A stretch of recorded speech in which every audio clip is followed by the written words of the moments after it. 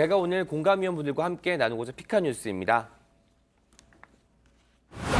여성 누림 범죄, 처벌 강화해야입니다. 있지 않아?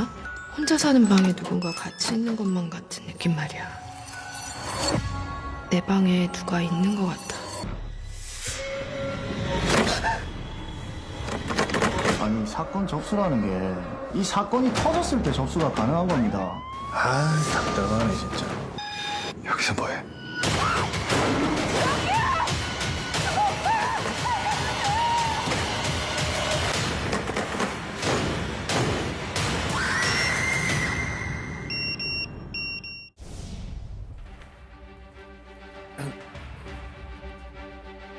방금 보신 영상은 혼자 사는 여성이라면 한 번쯤은 겪어봤을 법한 일상적인 공포를 소재로 한 영화입니다. 최근 이 영화와 꼭 닮은 사건이 발생했는데요. 바로 이틀 전부터 많은 논란이 되고 있는 신림동 강간미수 사건입니다. 한 여성이 집으로 들어가자마자 모자를 쓴 남성이 나타나 문으로 손을 뻗지만 간발의 차이로 문이 닫히는데요. 추가로 공개된 폐쇄회로 영상을 보면 남성은 여성이 집에 들어간 이후에도 10여 분간 문 앞을 서성이며 휴대전화 손전등으로 비밀번호를 풀려고 시도해서 보는 사람들을 공포에 빠뜨렸습니다.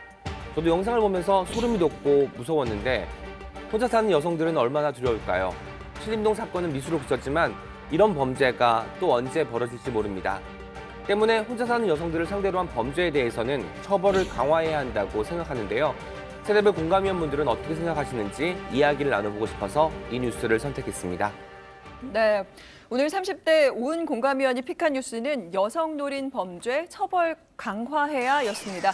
자, 시청자 여러분은 이 뉴스 어떻게 보셨는지 궁금합니다. 저희가 얘기 나누는 동안 이 혼자 사는 여성들을 노린 범죄에 대한 처벌 강화해야 한다는 오은 의원의 생각에 공감하시는 분들은 JTBC 앱에서 참여하시거나 유튜브 JTBC 온에어에서 공감 버튼을 눌러주시면 됩니다. 자, 이 CCTV 영상이 공개되면서 굉장히 많은 분들이 관심을 가졌습니다. 근데 이 남성이 체포가 됐고, 어제 체포가 됐죠. 네. 체포가 됐고 그 적용된 혐의는 주거 침입 혐의예요. 네, 강간이 실행되지 않더라도 착수를 해야 법적으로는 미수라고 볼 수가 있다고 해요. 그래서 문 앞을 서성이는 행위가 좀 강간 의도가 있다고 하더라도 이를 법적으로 착수로 볼 수 있을지는 미지수라고 합니다.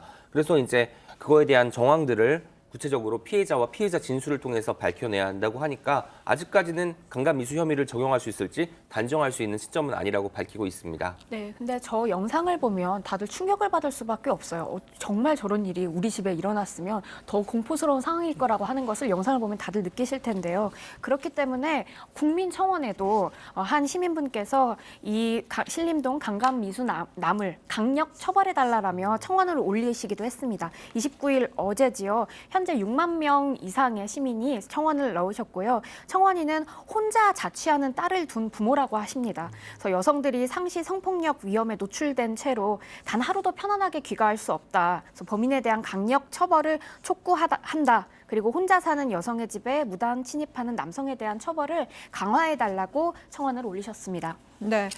그런데 이게 강간 미수로 처벌해달라라고 하는 청원은 올라오긴 했지만 뭐 법조계에서는 강간 미수로 보기 어렵다라는 의견들이 많아요. 대부분 그런 것 같습니다. 노 교수님, 네. 네, 뭐 당연하죠. 저 남성이 무슨 짓을 하려고 저렇게 했는지는 뭐 너무 뻔히 보이잖아요. 너무 뻔히 보이고 정말 여성이 공포 느낄 수 있는 게 분명하고 그렇지만 법률적으로 이것 우리가 지금 제목처럼 그야말로 강간 미수범 이렇게 단정하기 참 어렵습니다. 네. 그래서 집에 들어가서든지 아니면 또 여성이 밖에 있을 때 뭐 좀 협박을 하든지 해가지고 물리적 접촉이 시작됐을 때 네. 그때 이제 비로소 실행에 착수라는 그런 이제 법률적 용어를 쓰고 그래서 이제 그게 실패했을 때 미수라고 쓰는데 네. 아직은 그런 일은 좀 어려워 보이잖아요. 네. 그 안타까움은 정말 이해하고 당연히 이런 경우도 처벌해야 하느냐 하는 생각은 분명히 있는데 네. 조금은 어려워 보입니다.